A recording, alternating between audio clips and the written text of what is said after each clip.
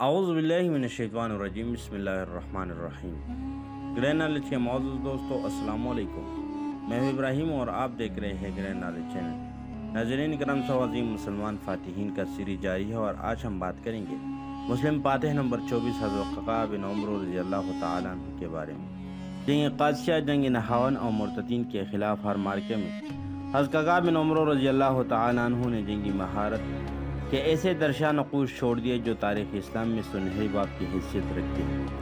امیر المومنین حضرت ابوبکر صدیق رضی اللہ تعالی عنہ نے آپ کی بہادری، جوان مردی، برق رفتاری اور روز فہمی، شعلہ نوائی اور دانشنان اسلام پر ماہرانہ حملہ آوروں کے غیر معمولی اوصاف کی بنا پر فرمایا ہے کہ لشکر اسلام میں حضرت قعقاع بن عمرو رضی اللہ تعالی عنہ کا وجود 1000 افراد پر بھی باری ہے۔ حضرت قعقاع بن عمرو رضی اللہ تعالی عنہ کو بلا شبہ لشکر اسلام کا ایک عظیم جنرل ہونے کا اعزاز حاصل ہے۔ آپ جنگ میدان کے ایک بہادر شاہ سوار، جرأت، شجاعت، عظمت اور عالم دینی حمایت کا قابل رشک نمونہ ہے۔ مشکل ترین لمحات میں لشکر اسلام کے کام آنے والا ایک تجربہ کار اور بہادر جنگجو، برق رفتاری سے مد مقابل پرچا جانے والے ایک قومی ہیکل مجاہد ہیں۔ گو کہ آپ کو عہد نبی صلی اللہ علیہ وسلم میں جنگی مہارت، بے مثال بہادری کے جوہر دکھانے کے موقع نہ مل سکے، کیونکہ آپ کچھ تاخیر سے دائرہ اسلام میں داخل ہوئے تھے۔ البتہ اس کے بعد بھی آپ رضی اللہ تعالیٰ عنہ نے جنگی کارناموں کی ایک انمٹ تاریخ رقم کر دی۔ سن 9 ہجری کو غزوہ تبوک کے بعد بہت سے قبائل دائرہ اسلام میں داخل ہو گئے تھے۔ بنو عزا تو زکوٰۃ دینے پر رضامند ہو گئے تھے، لیکن بنو تسیم نے نہ تو صرف زکوٰۃ دینے سے انکار کیا بلکہ وزور تلوار بنو عزا کو بھی زکوٰۃ دینے سے روکا۔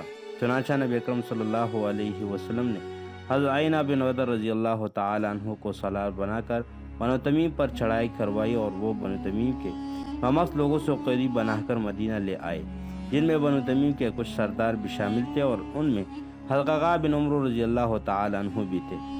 آپ رضی اللہ تعالیٰ عنہ نے فوراً اسلام قبول کر لیا اور اپنے گناہوں کی معافی طلب کی۔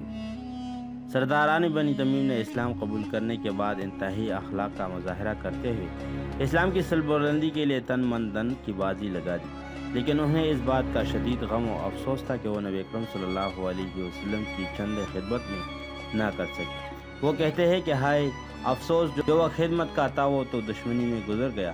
ان سردار بنو تمیم میں سے 2-4 کڑیل جوان حضرت قعقاع بن عمرو رضی اللہ تعالی عنہ اور ان کا حقیقی بھائی حضرت عاصم بن عمرو رضی اللہ تعالی عنہ صبر و عظمت کے گواہ گراہ بن کر راہ جہاد میں نکلے اور دشمنان اسلام پر گنے بادلوں کی طرح چھا گئے۔ حضرت قعقاع بن عمرو رضی اللہ تعالی عنہ ایک عام سپاہی کی حیثیت سے لشکر اسلام میں داخل ہوئے تھے، لیکن اپنی بے مثال بہادری و دیگر جنگی مہارتوں کی بنا پر بہت جلد جنرل کی منصب پر فائز ہوئے۔ حضرت قعقاع رضی اللہ تعالی عنہ بے حد بہادر ہونے کے ساتھ ساتھ ایمان اور یقین کے اعلیٰ درجے پر بھی فائز تھے۔ بنو تمیم جب فتنہ ارتداد میں مبتلا ہوئے تو اپنی ہی قوم کے خلاف سینے سپر ہو گئے۔ آپ کے دور میں اس لشکر اسلام کو بے شمار فتوحات حاصل ہوئے، لیکن اس کے باوجود آپ رضی اللہ تعالیٰ عنہ نے کسی قسم کی کوئی مراعات حاصل نہیں کی۔ بنو کلب کا مشہور شاہ علقمہ بن علاسہ مرتد ہو چکا تھا اور اپنے قبیلے کو بھی مرتد کرنے کی کوششوں میں مصروف تھا۔ حضرت ابوبکر صدیق رضی اللہ تعالیٰ عنہ نے اس کی سرکوبی کے لیے حضرت قعقاع بن عمرو رضی اللہ تعالیٰ عنہ کو روانہ کیا۔ جب علقمہ کو آپ کی آمد کی اطلاع ملی تو رات کی تاریکی میں گھوڑے پر سوار ہو کر وہاں سے بھاگ گیا۔ حضرت قعقاع بن عمرو رضی اللہ تعالیٰ عنہ اپنے لشکر سمیت مدینہ واپس چلائے تو معلوم ہوا کہ حضرت علقمہ رضی اللہ تعالیٰ عنہ ان سے پہلے دربار خلافت میں پہنچ کر طائب ہو چکا ہے۔ سن 12 ہجری میں امیر المؤمنین حضرت ابوبکر صدیق رضی اللہ تعالیٰ عنہ نے عظیم جنرل حضرت خالد بن ولید رضی اللہ تعالیٰ عنہ کے ذریعے مسلمہ کذاب اور اس کی افواج کو عبرتناک شکست دی، اور اس کے بعد حضرت ابوبکر صدیق رضی اللہ تعالیٰ عنہ نے حضرت خالد بن ولید رضی اللہ تعالیٰ عنہ کو شام اور عراق کے ملحقہ سرحدی علاقے کی طرف فوج کرنے کا حکم دیا۔ ایرانی فوج کا خطرناک جنرل حمزہ رابلہ مقابلے پر آ چکا تھا۔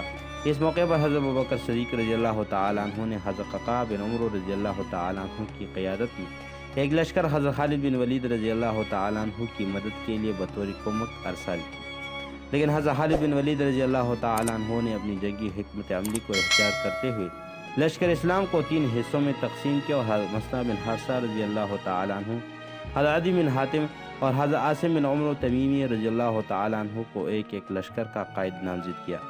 حضرت قعقاع رضی اللہ تعالیٰ عنہ اپنے حقیقی بھائی حضرت عاصم بن عمرو رضی اللہ تعالیٰ عنہ کی قیادت میں میدان جہاد میں اترے۔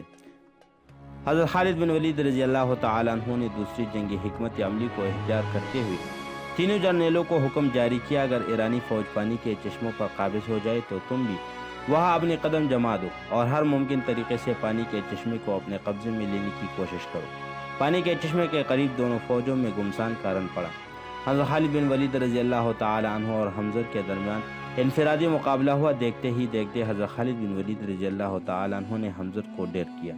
ایرانی فوج اپنے جرنیل کا یہ حشر دیکھ کر جنگی دستور کے خلاف ورزی کرتے ہوئے حضرت خالد بن ولید رضی اللہ تعالیٰ عنہ پر حملہ آور ہو گئی۔ حالانکہ جنگی دستور کے مطابق مبازرت میں صرف ایک مرد کو مقابلے میں آنا چاہیے تھا۔ حضرت ققاع رضی اللہ تعالیٰ عنہ یہ صورتحال دیکھ کر دشمن پر ٹوٹ پڑے اور آپ رضی اللہ تعالیٰ عنہ نے دشمن کی کشتیوں کی پشتے لگا دی۔ ایرانی فوج کشتہ رہ گئی کہ تنہا حضرت ققاع رضی اللہ تعالیٰ عنہ نے برق رفتاری کے ساتھ چاروں طرف تباہی مچا دی اور مسلسل آگے بڑھتے رہے۔ حضرت خالد بن ولید رضی اللہ تعالیٰ عنہ اس خطرناک حملے میں بال بال بچ گئے اور اپنے عظیم سپاہی حضرت ققاع بن عمرو رضی اللہ تعالیٰ عنہ کو دل کھول کر داد دی۔ اس نازک ترین موقع پر حضرت ققاع بن عمرو رضی اللہ تعالیٰ عنہ نے واقعی اپنی بہادری کے وہ جوہر دکھائے جسے لشکر اسلام کا ہر فرد عشق عاشق کر رہا تھا۔ آخرکار ایران کے اعظماء اور بیشتر قبائل کے سردار عظیم جنرل حضرت خالد بن ولید رضی اللہ تعالیٰ عنہ سے مصالحت کرنے پر مجبور ہوئے اور حضرت خالد بن ولید رضی اللہ تعالیٰ عنہ نے بڑی خندہ پیشانی سے انہیں معاف کر کے ان کے فرائض و حقیق متعین کر دی۔ جنگ ہیرا میں بھی مسلمانوں کو شاندار فتح نصیب ہوئی تھی۔ اس کے بعد حضرت خالد بن ولید رضی اللہ تعالیٰ عنہ نے مقام ہیرا کو لشکر اسلام کے لیے مرکزی چھاونی قرار دیا اور حضرت ققاع رضی اللہ تعالیٰ عنہ کو اس چھاونی کا سربراہ مقرر کیا اور خود وہاں سے پیش قدمی کرتے ہوئے آگے بڑھ گئے۔ ایک قریبی اہم مقام حسید کو نشانہ بنایا دشمن فوج سے زور آزمائی ہوئی۔ گمسان کا رن پڑا اور مقابلے میں دشمن فوج کا جنرل مارا گیا، جس سے بد مقابل لشکر کے حوصلے پست ہوئے اور حسید پر لشکر اسلام کا مکمل قبضہ ہو گیا۔ اس کامیابی اور کامرانی کا سہرا حضرت ققاع بن عمرو رضی اللہ تعالیٰ عنہ کے سر بن گیا۔ رومیوں نے لشکر اسلام کے خلاف مختلف شیطانی کارروائیاں شروع کر رکھی تھی۔ حضرت ابوبکر صدیق رضی اللہ تعالیٰ عنہ نے حضرت خالد بن ولید رضی اللہ تعالیٰ عنہ کو تاکید کی کہ رومیوں کے لوہے کے چنے چبوانے جائے۔ چنانچہ حضرت خالد بن ولید رضی اللہ تعالیٰ عنہ نے رومی لشکر سے مقابلہ کرنے کے لیے ایک لشکر ترتیب دیا، جس میں حضرت ققاع بن عمرو رضی اللہ تعالیٰ عنہ کو ایک متعید اعلیٰ ساتھی کی حیثیت سے شامل کیا گیا۔ نصف لشکر کو حضرت مثنیٰ بن حارثہ رضی اللہ تعالیٰ عنہ کی قیادت میں وہی رہنے دیا اور حضرت خالد بن ولید رضی اللہ تعالیٰ عنہ باقی عادی لشکر کے ساتھ شام کی طرف بڑھے۔ لشکر کو 4 حصوں میں تقسیم کیا گیا اور درمیانی حصے کی معاونت کے لیے حضرت ققاع بن عمرو رضی اللہ تعالیٰ عنہ کو خصوصی طور پر نامزد کیا گیا۔ حضرت ققاع رضی اللہ تعالیٰ عنہ نے اس جنگ میں تلوار کے غیر معمولی جوہر دکھایا اور مسلمانوں کو رومی لشکر کے خلاف شاندار کامیابی حاصل کی۔ تاریخ کا یہ عظیم مارکہ جنگ یرموک کے نام سے آج بھی تاریخ کی سنہری اوراق میں روز روشن کی طرح جگمگا رہی ہے۔ جنگ میں تو مسلمانوں کو شاندار فتح حاصل ہو گئی تھی، لیکن ساتھ ہی حضرت ابوبکر صدیق رضی اللہ تعالیٰ عنہ کی وفات کا اندھناک واقعہ بھی پیش آیا۔ حضرت عمر فاروق رضی اللہ تعالیٰ عنہ مستدین خلافت پر رونق افروز ہوئے اور حضرت خالد بن ولید رضی اللہ تعالیٰ عنہ کو حیرت انگیز طور پر معزول کر کے حضرت ابو عبیدہ بن جراح رضی اللہ تعالیٰ عنہ کو لشکر اسلام کا سپہ سالار مقرر کیا۔ رومی بھاگ کر دمشق میں پناہ لے چکے تھے اور حضرت ابو عبیدہ بن جراح رضی اللہ تعالیٰ عنہ ان کے تعاقب میں تھے۔ حضرت خالد بن ولید اور حضرت ققاع بن عمرو رضی اللہ تعالیٰ عنہ سپاہی کی حیثیت سے اس کے لشکر میں شامل تھے۔ مسلمانوں نے رومی کا قلعہ قمع کر کے شہر پر قبضہ کیا۔ اس فتح کا تمام تر صحرا عظیم جنرلوں حضرت خالد بن ولید اور حضرت ققاع بن عمرو رضی اللہ تعالیٰ عنہ کے سر ہے، کیونکہ انہی دونوں نے شہر کی فصیل چلان کر شہر کا دروازہ کھولا اور مسلمانوں کی فتح کی باعث بنی۔ اس فتح کے بعد حضرت سعد بن ابی وقاص رضی اللہ تعالیٰ عنہ کی قیادت میں جنگ قادسیہ لڑی گئی۔ تاریخ اسلام میں اس جنگ کی بہت زیادہ اہمیت ہے۔ حضرت سعد بن ابی وقاص رضی اللہ تعالیٰ عنہ بوجہ عدالت بذات خود اس جنگ میں شریک نہ ہوئے تھے، لیکن اس فصیل پر بیٹے مسلسل جنگی احکامات جاری کر رہے تھے۔ لڑائی کے پہلے دن کو تاریخ میں یوم قادسیہ کے نام سے یاد کیا جاتا ہے۔ اس دن لڑائی رات گئے تک جاری رہی اور تقریباً 500 مسلمانوں نے جام شہادت نوش کیا۔ پہلے دن کی لڑائی میں حضرت ققاع بن عمرو رضی اللہ تعالیٰ عنہ حصہ نہ لے سکے، کیونکہ وہ شام میں دربار خلافت کی جانب سے بلاوے کے منتظر تھے۔ حضرت عمر فاروق رضی اللہ تعالیٰ عنہ کی ہدایت پر سپہ سالار اعظم حضرت ابو عبیدہ بن جراح رضی اللہ تعالیٰ عنہ نے حضرت قعقاع بن عمرو رضی اللہ تعالیٰ عنہ کی قیادت میں ایک تازہ دم لشکر روانہ کیا۔ حضرت قعقاع رضی اللہ تعالیٰ عنہ نے میدان جنگ میں پہنچتے ہی کمال جرأت و بہادری کا مظاہرہ کرتے ہوئے عام دعوت مبازرت دے دی۔ یہ سن کر بہم جازیہ مقابلے پر آیا اور وہ کہتا تھا کہ میرے رعب و دبدبے سے ایک جہاں واقف ہے، میں تم طراق، میرا تن تناقہ ایک بلاوے ناگہانی ہے، میں آفت کا فرکلالہ بن کر میدان جنگ میں اترتا ہوں اور میری کاٹ دار تلوار کا مقابلہ کرنے والا کبھی پیدا نہیں ہوا اور نہ کبھی آئندہ پیدا ہوگا۔ حضرت قعقاع رضی اللہ تعالیٰ عنہ نے اس پر ایسا زوردار حملہ کیا کہ چشم زدن میں اس کے ڈینگی مارتے ہوئے سرمے کے نیچے پر کھینچے اڑا دیا۔ بلا شبہ بہمن دشمن کا افواج کا ایک سپہ سالار تھا، کوئی عام معمولی آدمی نہ تھا۔ اسے موت کے گھاٹ اتارنے کے بعد حضرت قعقاع رضی اللہ تعالیٰ عنہ نے پورے جوش و ولولے سے دوبارہ دعوت مبازرت دے دی۔ اس مرتبہ ایرانی فوج کے دو شاہ سوار آگے بڑھے، ایک کا نام بہزام تھا اور دوسرے کا نام بندوان تھا۔ ایک کے مقابلے میں دو کو دیکھ کر لشکر اسلام میں حضرت حارث بن زیفان رضی اللہ تعالیٰ عنہ نے بندوان کو موت کے گھاٹ اتارا۔ یہ دونوں بھی ایرانی فوج کے تجربہ کار جنرل سمجھے جاتے تھے۔ اس جنگ میں مسلمانوں کا پلٹا مکمل طور پر باری رہا۔ اس دن کو تاریخ میں یوم عغوز کے نام سے یاد کیا جاتا ہے۔ عظیم جنرل حضرت قعقاع بن عمرو رضی اللہ تعالیٰ عنہ نے تیزدار تلوار سے دشمن کے 30 جری بہادر موت کے گھاٹ اتارے۔ جنگی تاریخ میں ان کا یہ کارنامہ سنہرے باب کی حیثیت رکھتا ہے۔ 2000 مسلمان شہید ہوئے اور 10,000 ایرانی موت کے گھاٹ اتر کر راہ ملک عدم ہوئے۔ تیسرے دن جب فوجیں آمنے سامنے آئی، حضرت سعد بن ابی وقاص رضی اللہ تعالیٰ عنہ نے حضرت قعقاع رضی اللہ تعالیٰ عنہ اور ان کے بھائی حضرت عاصم رضی اللہ تعالیٰ عنہ کے ساتھ مل کر منصوبہ بندی کی کہ ہاتھیوں کی آنکھیں اور سنڈی کو نشانہ بنا دیا جائے، جسے وہ چیختے چنگاڑتے ہوئے میدان جنگ سے بھاگ جائیں گے۔ حضرت قعقاع رضی اللہ تعالیٰ عنہ نے نہایت شجاعت و بہادری سے اس منصوبہ بندی پر عمل کیا، چنانچہ یہ زخمی ہاتھی اپنی سواریوں کو اور دیگر ایرانی فوجوں کو رونتے ہوئے میدان جنگ سے بھاگ کھڑے ہوئے۔ حضرت قعقاع رضی اللہ تعالیٰ عنہ بڑی تیزی سے میدان میں چکر کاٹ رہے تھے۔ جو بھی اب رضی اللہ تعالیٰ عنہ کے سامنے آتا اسے گاجر مولی کی طرح کاٹتے چلے جا رہے تھے۔ اسی دن ایرانی فوج کا عظیم جرنیل رستم حضرت بلال بن عقبہ رضی اللہ تعالیٰ عنہ کے ہاتھوں قتل ہو کر جہنم واصل ہوا۔ ایرانی فوج اپنے اتنے بڑی جرنیل کا یہ عبرتناک انجام دیکھ کر حوصلہ ہار گئے اور میدان قادسیہ میں ہتھیار ڈالنے پر مجبور ہوئے۔ اس دن کو تاریخ میں یوم عماس کے نام سے یاد کیا جاتا ہے۔ حضرت سعد بن ابی وقاص رضی اللہ تعالیٰ عنہ نے امیر المومنین حضرت عمر فاروق رضی اللہ تعالیٰ عنہ کو آگاہ کیا کہ اس جنگ میں سب سے نمایاں کردار حضرت قعقاع رضی اللہ تعالیٰ عنہ کا ہے، تو انہوں نے اسی دن میں 30 حملے کیا اور ہر حملے میں ایرانی فوج کا ایک جنرل موت کے گھاٹ اترا۔ بلا شبہ حضرت قعقاع رضی اللہ تعالیٰ عنہ کا یہ عظیم کارنامہ جنگی تاریخ میں اس سنہری باب کی حیثیت رکھتا ہے۔ عظیم جنرل حضرت سعد بن ابی وقاص رضی اللہ تعالیٰ عنہ مدائن پر حملہ آور ہونے کا ارادہ رکھتے تھے، لیکن راستے میں حائل دریا کے تمام پل ایرانی فوج نے مستار کر رکھے تھے۔ حضرت سعد بن ابی وقاص رضی اللہ تعالیٰ عنہ نے لشکر اسلام کو گھوڑے سمیت پانی میں اتارا۔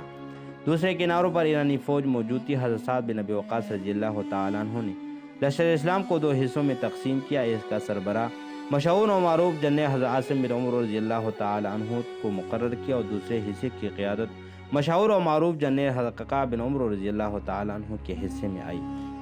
پہلی فوج کا ایک حصہ پانی میں اترا۔ مسلمانوں کو یوں بے دڑک دریا عبور کر کے دیکھ کر دوسرے کنارے پر موجود ایرانی فوج کاپتا پانی ہونے لگی اور وہ خوفزدہ ہو کر سر پر پاؤں رکھ کر بھاگ کھڑے ہوئے۔ حضرت سعد بن ابی وقاص رضی اللہ تعالیٰ عنہ کامیابی سے مدائن شہر میں داخل ہوئے اور لشکر اسلام پر امن طریقے سے اس مرکزی شہر پر قبضہ ہو گیا۔ اس کے بعد لشکر اسلام اپنی منزل کی طرف مسلسل رواں دوا رہا۔ مدائن سے تقریباً 40 میل کے فاصلے پر جلولہ نام کا ایک مرکزی شہر آباد تھا۔ مدائن سے ایرانی بھاگ کر یہاں آ کر پناہ گزیر ہو گئے اور یہاں لشکر اسلام کے خلاف اثر نو مقابلے کے لیے تیاریوں میں مصروف ہوئے۔ حضرت سعد بن ابی وقاص رضی اللہ تعالیٰ عنہ کے حکم پر حضرت قعقاع رضی اللہ تعالیٰ عنہ نے 12,000 مجاہدین کے ہمراہ جلولہ شہر کا محاصرہ کیا۔ پھر مسلمان خندق عبور کر کے شہر میں محصور ایرانیوں سے جا کر ٹکرائے۔ مسلمانوں کے زوردار حملے کے سامنے ایرانی ٹک نہ سکے، وہ پستہ ہوئے اور پورے شہر پر مسلمانوں کا قبضہ ہوا۔ ایران کے تمام شہروں اور بستیاں لشکر اسلام کے زیر نگرانی میں آئیں اور قعقاع رضی اللہ تعالیٰ عنہ نے حلوان شہر میں رہائش اختیار کی۔ حلوان اب ایک آباد شہر ہے اور بہت خوبصورت اور دل فریب ہے۔ نہاون ایک مشہور شہر تھا۔ یہ شہر 1901 روایت کے مطابق 20 ہجری کو فتح ہوا۔ اس مارکے میں شیبہ سالار حضرت نعمان بن مقم رضی اللہ تعالیٰ عنہ تھے۔ ایرانی چونکہ نہاون شہر میں قلعہ بند ہو چکے تھے، لہذا لشکر اسلام نے شہر کا محاصرہ کیا اور مسلمان جنرلوں نے باہمی مشورے سے حضرت رضی اللہ تعالی عنہ کو چند مجاہدین کے ہمراہ ایک سوچی سمجھی منصوبے کے مطابق شہر کے اندر بھیجا۔ ایرانیوں نے ان پر حملہ کیا۔ حضرت رضی اللہ تعالی عنہ اور ان کے ساتھیوں نے اپنے گھوڑے واپس دوڑا دیے۔ ایرانی فوج ان کا پیچھا کرتی ہوئی شہر سے باہر آئی اور محاصرہ کیے ہوئے لشکر اسلام نے اجتماعی طور پر ان پر زوردار حملہ کیا۔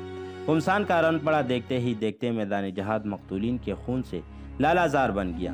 لشکر اسلام کے سپہ سالار حضرت نعمان بن مکرم رضی اللہ تعالی عنہ اس مارکے میں جام شہادت نوش کر گئے۔ ایرانی فوج کا سپہ سالار فیروزان حضرت ققا بن عمرو رضی اللہ تعالی عنہ کے ہاتھ موت کے گھاٹ اترا۔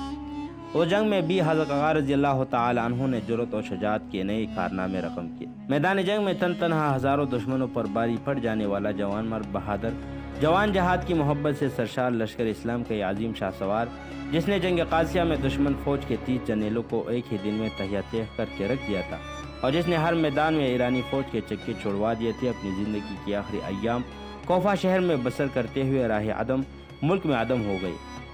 حضرت ققا بن عمرو رضی اللہ تعالی عنہ لشکر اسلام کے ایک ایسے بے مثال جرنیل ہے جنہوں نے قابل رشک فتوحات حاصل کرنے کے باوجود زندگی بھر کوئی مال و دولت جمع نہیں کیا تھا، اور نہ کبھی کسی علاقے کی سربراہی یا اقتدار حاصل کرنے کا خیال آپ کے دل میں آیا۔ آپ رضی اللہ تعالیٰ عنہ صرف اور صرف دین اسلام کے ایک سچے سپاہی تھے۔ آسمان تیری لحد پر شب نے افشانی کرے۔